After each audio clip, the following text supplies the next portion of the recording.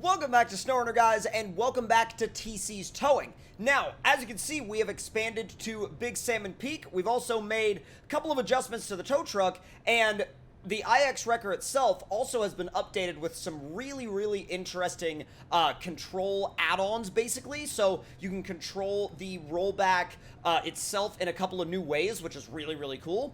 And real quick, I'm going to go ahead and actually disable this contract tracking because I don't want that on the screen right now.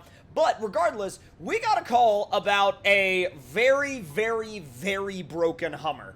We're talking about broken engine, broken suspension, and we've heard it's somewhere up in the mountains. We're not quite sure where, but if we look on our map, it appears as though it would be over sort of this direction-ish, up here, right by this metal framing. Now, from what I heard, it somehow fell off this cliff. Now, if there are actual tire tracks that support this, that support this theory, I will be amazed. But regardless, we got to get it back here, get it repaired, and get it back on the road if it's, well, if it's recoverable. But let's fire this rig up, and we'll get on out there. Now, Big Salmon Peak itself is a completely different environment than the flooded foothills. So actually, what we really should do is we should go back in the garage, and we should go ahead and equip this thing with some ice tires. Let's see. Now, as far as ice tires and off-road stuff goes, this thing has obviously a very wide range of available tires, and let's go ahead and actually throw those on right now. Now, we gotta go, obviously, through a ginormous list of tires to get to them, but, oh dear God, yeah, no, we cannot use, I'm thinking about using, like, a 45, definitely not a 67. Yeah, a 67 would not be what I'm looking for, but here we go. Yeah, double wide mud tires with ice studs in 45-inch. Okay, yeah, that's exactly what I'm looking for. So we get to keep our... I'm gonna go ahead and turn those flashes off real quick. We get to keep basically our potential in the mud, but we also get to have the added potential of those ice studs over the snow and ice and the slick roads out here. So this map, like I said before, the roads are much slicker, especially as you get up into the mountains. The roads get really slick, and while I really don't want to slide off the road on my way up, I really don't want to slide off the road on my way back, because if I slide off the road on my way back, we're in big trouble. Aren't we, Beans? Yeah, we would be. So let's go ahead and actually not blow right through this intersection real quick. Now, these dually wide mud tires really go... What the heck did I hit? I didn't think I hit anything, but alright. Throw those lights on.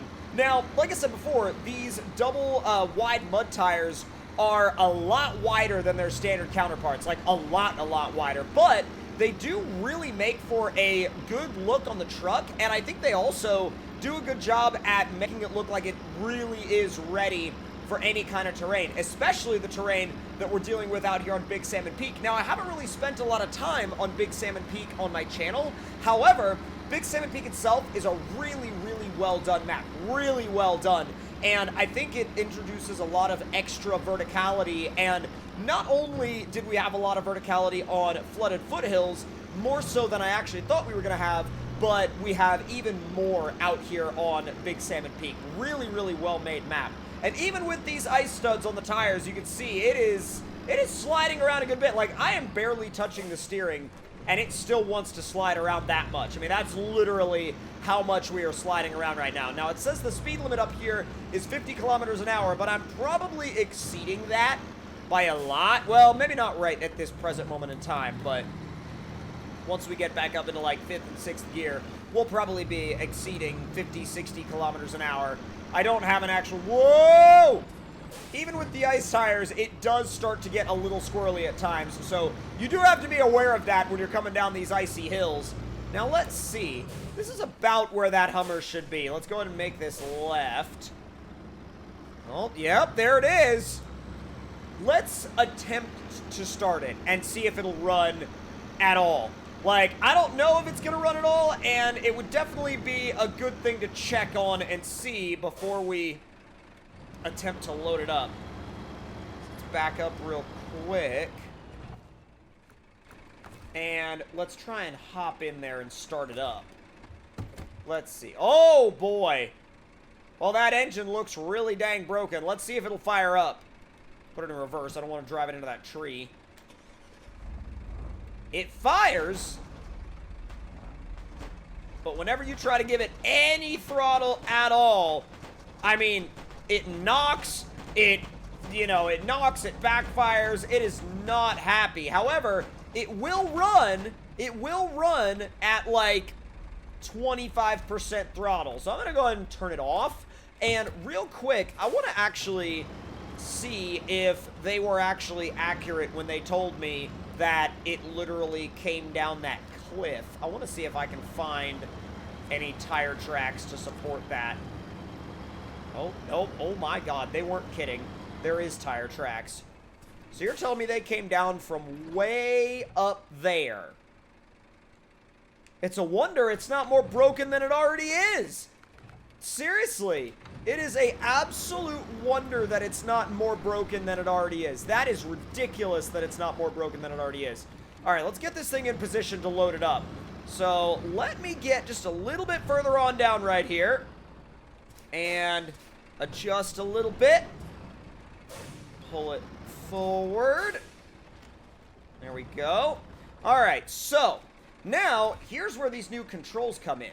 Now, this is actually arranged a little bit more like the telehandler controls now. So you can actually control the slide and the tilt of the rollback at various speeds independently of each other, which is really cool. Move it down and up just a little bit. Okay, so it's in the ground. There we go. So now, it's going to want to fire the Hummer up, and that's okay, but I just want to sort of get it to inch onto the bed. Seems as though our winch is doing most of the work, though. Most of the work. Get it up there. Yeah, it only now tried to start the engine. Okay, so back to the rollback itself. Let's move it in. Move it in, move it in, move it in. I know it's not perfectly centered, but honestly not super worried about that. Alright, so we got it loaded up. Now we're going to disconnect the winch and pack the trucks. So, or pack the truck, as it were. But let's go ahead and back up, turn it around. I don't hear it running, and I feel like if it was running, it'd be knocking really, really loud. So I feel like it probably attempted to start the engine, but didn't get very far and was kind of like, nah, we don't need to start that. Like, I don't know why you'd want to. Yeah, it's, that's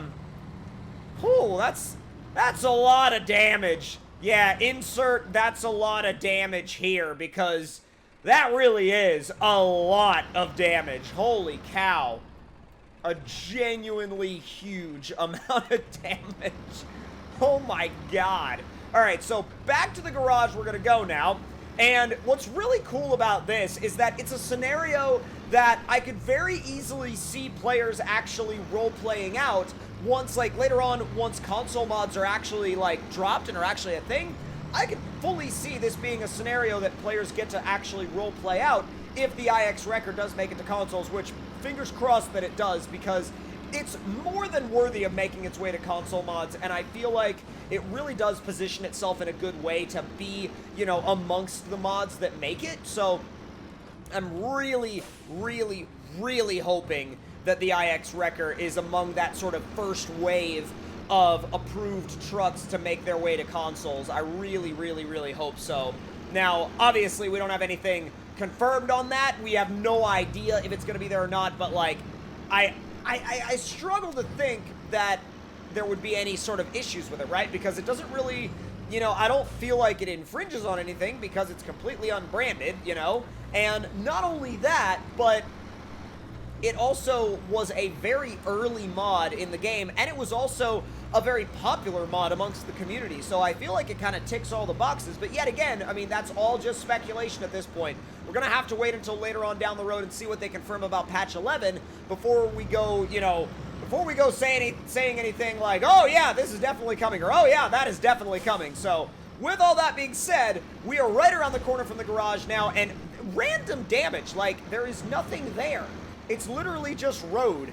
That's an odd glitch, and I'm not sure why it happens, but there's no rocks there, there's no bump, there's no big dip or anything like that. It literally just, if you drive over that specific spot at speed, it's like, boom, damage. And for no apparent reason, you're just driving along at the speed you would have driven on the rest of the road. It's just like, nope, you're not allowed. Damage for you. All right, so we're back at the machine yard, and I'm gonna go ahead and get this thing unloaded right in the garage area.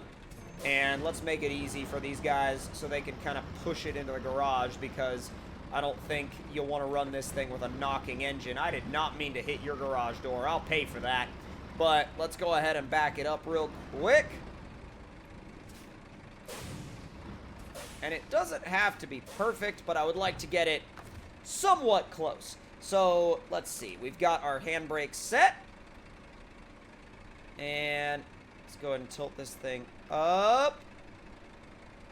Start to let her down. Easy.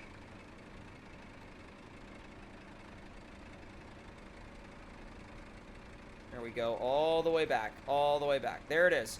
Okay, now we're going to go ahead and, let's see, unpack the truck itself. It should roll right off. And I'm going to pull forward just a bit. And there it is. All right, now, that is not what I wanted. All right, now I'm going to actually put the rollback body back up because, yeah, we're going to need to put the handbrake on before we do that. Fold it back down. Now, this is the coolest thing. Like, the fact that they have independent controls now for the rollback body, so freaking cool. So incredibly freaking cool. Now, if you guys enjoyed this episode of TC's Towing, make sure to let me know your thoughts and opinions on it in the comments down below. And if you are new to the channel, please do subscribe, and I will see you guys in the next one. Talk to y'all later.